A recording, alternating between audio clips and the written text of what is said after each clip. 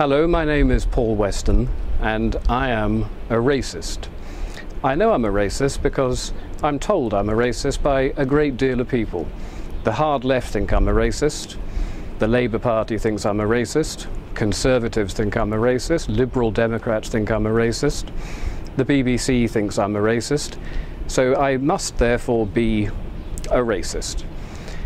Why am I a racist? It's very simple. I wish to preserve the culture of my country. I wish to preserve the people of my country. And in doing so, that makes me a designated racist in today's society. Now, this is something that's been moved by the left. The goalposts have been moved by the left a considerable distance on this. In order to be termed a racist 30 or 40 years ago, you had to actively dislike foreign people. Now, I don't dislike foreign people. What I do like, what I love, is my country, my culture, and my people. And I see that under a terrible threat at the moment. Britain is a very small country that's opened its doors to the mass immigrants of the third world, and we are simply being overwhelmed.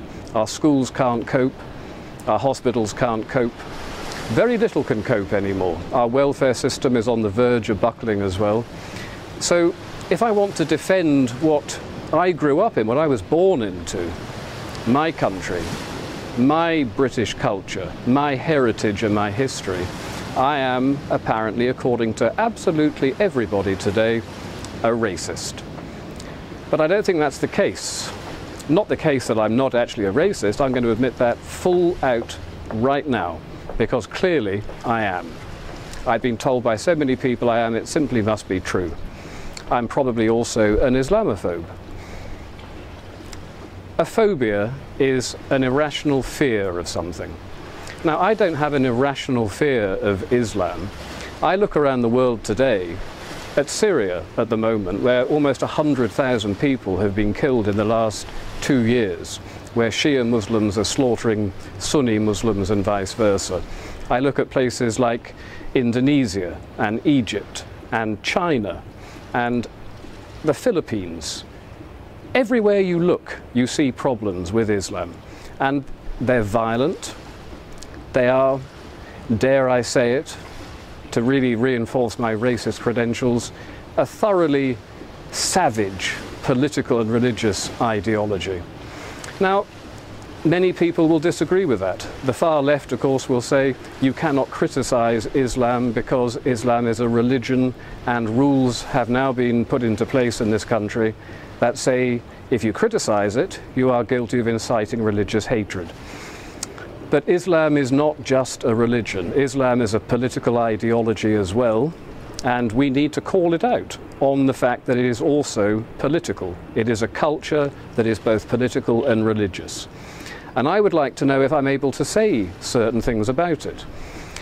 Do I think, for example, that stoning adulteresses to death is something that we should welcome in this country? Well, I don't think it is, so therefore I'm guilty of religious hatred by saying it.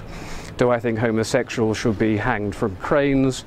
No, I don't. I think it's backward, I think it's savage, and I think the people that do it are beyond the pale, quite frankly. And I'm not allowed to say these things because, of course, I'm again inciting religious hatred. So not only am I a racist, I'm also a religionist, apparently. But I'm not. You know, we have a huge problem in this country that is not going to go away. It's going to get worse and worse and worse. We as a people are declining as a demographic, and the Islamic population is growing 9 times faster than any other. And when I look to the future, I see a full-blown religious civil war occurring in this country. The unthinkable things that are going on in somewhere like Syria today will happen in this country before 2040, certainly before 2050. And I don't want Britain to turn into a country like that. So I'm going to denounce Islam as a backward, savage political and religious ideology. And to hell with what anybody thinks about that.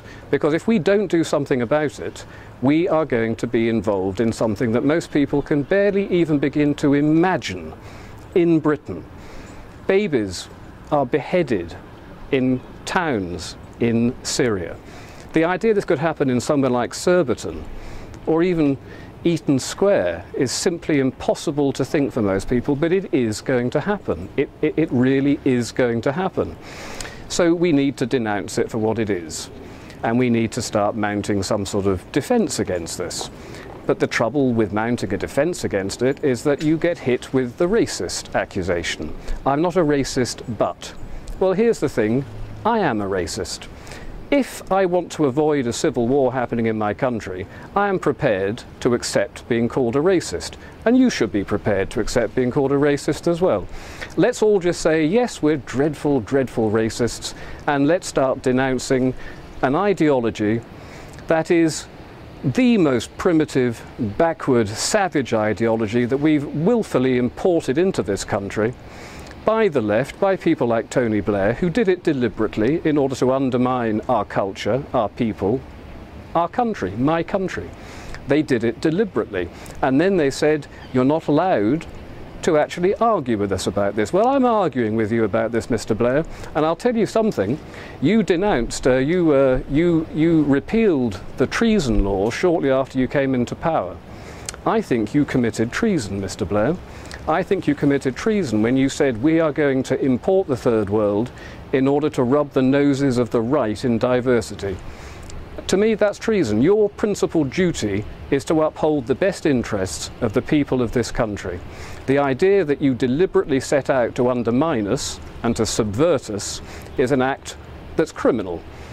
It doesn't matter that you repealed the laws, those laws can be brought back. And one day, Mr. Blair, you will be tried for treason, along with the rest of your cabinet and every single high-ranking Labour politician that allowed this criminal act to happen. And I'm going to tell you this. It doesn't matter that you can perhaps prosecute me for racism or inciting religious hatred. I don't believe in that. I believe only in one thing, the defence of my country, the defence of my people, the defence of my culture. And everything else can just go to hell. I am a racist.